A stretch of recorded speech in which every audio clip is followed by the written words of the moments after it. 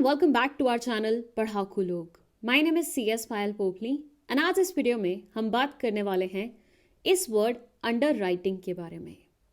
ये word loan के scenario में भी इस्तेमाल होता है, इंश्योरेंस के सिनेरियो में भी इस्तेमाल होता है और तो और इन्वेस्टमेंट के सिनेरियो में भी इस्तेमाल होता है। मोर और लेस इसका मतलब सेम ही होता है, लेकिन आज इस वीडियो में हम इसे समझने के लिए जो एग्जाम्पल लेने वाले हैं वो रहेगा इन्वेस्टमेंट से रिलेटेड। मतलब हम पढ़ेंगे under writing of shares and debentures के बारे में। तो चलिए फिर बिना टाइम वेस्ट किए शुरू करते हैं। देखिए, अंडर राइटिंग को समझने के लिए हम एग्जाम्पल लेंगे इस कंपनी XYZ का। भाई, इस कंपनी को थी पैसे की रिक्वायरमेंट और इन्होंने प्लान किया था कि हम शेयर्स इशू करके अपने पैसे की रिक्वायरमेंट को फुलफिल करेंगे। लेकिन इस आइडिया के साथ आया इनके दिमाग में एक डर। वो डर ये था कि व्हाट इफ इन्होंने शेयर्स इशू किए और मार्केट में किसी ने सब्सक्राइब नहीं किए, मार्केट में वो शेयर्स किसी ने खरीदे नहीं, इस कंपनी की तो बहुत बुरी बेइज्जती हो जाएगी। भाई, इनकी गुडविल का क्या होगा ऐसे में? मतलब क्या ही बोलेंगे लोग इनके बारे में कि कंपनी ने शेयर्स भी लाए और किसी ने खरीदे भी नहीं। बस इसी डर के चलते हुए ये बहुत टाइम तक रेसिस्ट करती रही अपने आप को शेयर्स इशू करने से।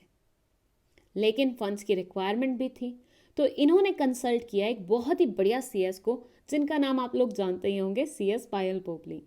उनसे इन्होंने पूछा कि क्या इलाज है ऐसे सिनेरियो में। तो CS पायल पोपली ने इन्हें बताया कि देखिए, ऐसे सिनेरियो में आप एक पर्सन को अपॉइंट कर सकते हैं जिसे हम बुलाते हैं अंडर राइटर।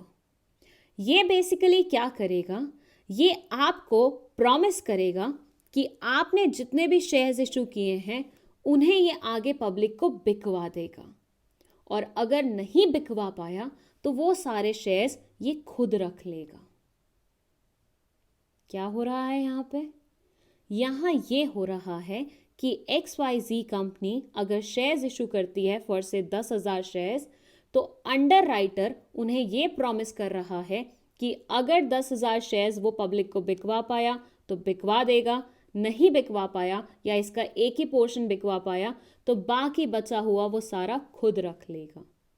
मतलब जिस रिस्क से कंपनी डर रही थी वो सारा का सारा रिस्क ये अंडर राइटर अपने सर पे लेने के लिए तैयार हो गया।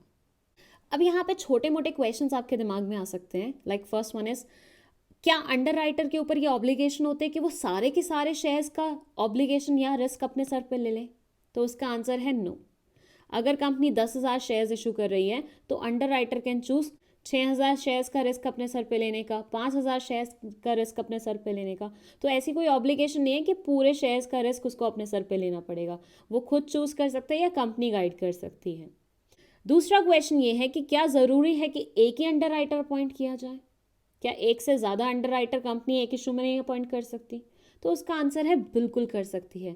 कंपनी चाहे तो 2,000 शेयर्स का अंडर राइटिंग इसको दे दे, 2,000 शेयर्स का किसी और को, 2,000 का किसी और को। तो ऐसे multiple under writers company hire कर सकती है।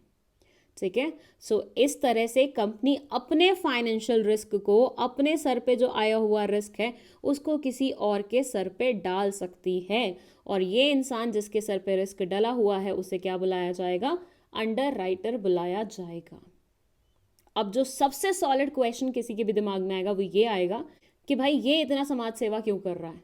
अंडर राइटर को ऐसी कौन सी ज़बरदस्ती पड़ गई कि उसको इतनी समाज सेवा करने की ज़रूरत आई? तो इसका आंसर है कि ये कोई समाज सेवा नहीं कर रहा है। ये जो फाइनेंशियल रिस्क अपने सर पे ले रहा है उसके बदले में इसको कंपनी से मिलती है बहुत मोटी रकम, जिसको हम कमीशन के नाम से जानते हैं।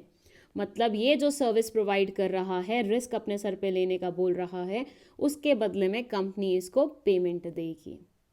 भाई कितनी सही बात है ना? ऐसे समझो कि 10,000 शेयर्स की गारंटी इसने ली थी कि मैं बिकवा दूंगा, नहीं बिका तो मैं रख लूंगा।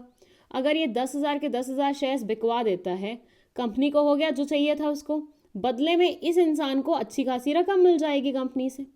तो इसका भी मुनाफा, कंपनी का भी मुनाफा, सबके बल्ले बल्ले। So, they say underwriting is the process through which an individual or institution takes on financial risk for a fee.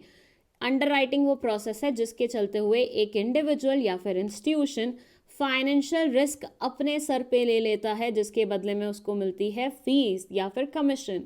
This risk most typically involves loans, insurance और इन्वेस्टमेंट्स। ये रिस्क यूजुअली इन सब scenario में rise होती है। The term underwriter originated from the practice of having each risk taker write their name under the total amount of risk they were willing to accept for a specified premium.